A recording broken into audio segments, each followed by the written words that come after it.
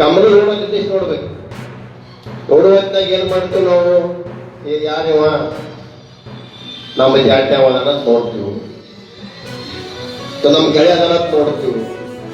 ನಮ್ಮ ದೇಶ ಹಾಳಾಗಿದ್ದ ಸಲ ಮೊದಲು ನಮ್ಮ ದೇಶಕ್ಕೆ ಬ್ರಿಟಿಷರು ಬಂದು ಹೋಗಿರ್ಲಿಕ್ಕಂದ್ರ, ನಮ್ಮ ದೇಶಕ್ಕೆ ಬ್ರಿಟಿಷರು ಬಂದು ಹೋಗಿರ್ಲಿಕ್ಕಂದ್ರ ಇವತ್ತು ಅಮೆರಿಕ ಏನು ದೊಡ್ಡನತ್ತೀವು, ಇವತ್ತು ಭಾರತ ದೊಡ್ಡನ ಇರ್ತೀವಿ. ಇಲ್ಲಿರ್ತಕ್ಕಂಥ ಬಂಗಾರ ಸಂಪತ್ತು ಇವತ್ತು ನಮ್ಮ ₹1 ಬೆಲೆ ಐತಿ, ಅಮೆರಿಕಾಗ $60-70 ಅಂತ ಹೇಳ್ತಾರ. ಆದ್ರೆ ಇವತ್ತು ಅಲ್ಲಿ ₹1 ಇತ್ತು, ನಮ್ಗೆ 60-70 ಇರ್ತಿತ್ತು.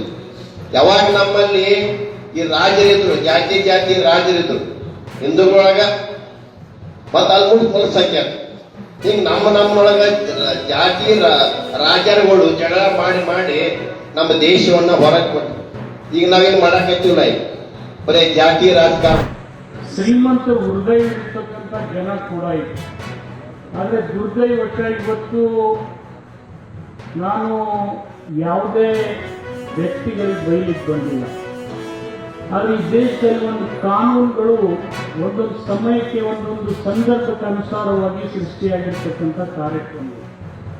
ಇವತ್ತು ಉಳ್ಳವನು ಗುಂಡಿ ಹೊಡೆಯ ಅಂದರೆ ಯಾರು ಬೆವರು ಸುರಿಸಿ ಇವತ್ತು ವ್ಯವಸಾಯ ಮಾಡ್ತಿದ್ರು ಅವ್ರಿಗೆ ಜಮೀನು ಕೊಡ್ತಕ್ಕಂಥದ್ದು ಒಳ್ಳೆ ಕಾನೂನು.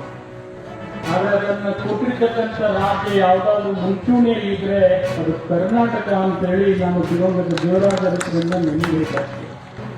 ಇವತ್ತು ಬಡವರಿಗೆ ಮನೆ ಇರಲಿಲ್ಲ ಅಂತ ಹೇಳಿ ಮನೆ ಕೊಟ್ಟಿರ್ತಕ್ಕಂಥವ್ರು ಬಂಗಾರತ್ನವರು.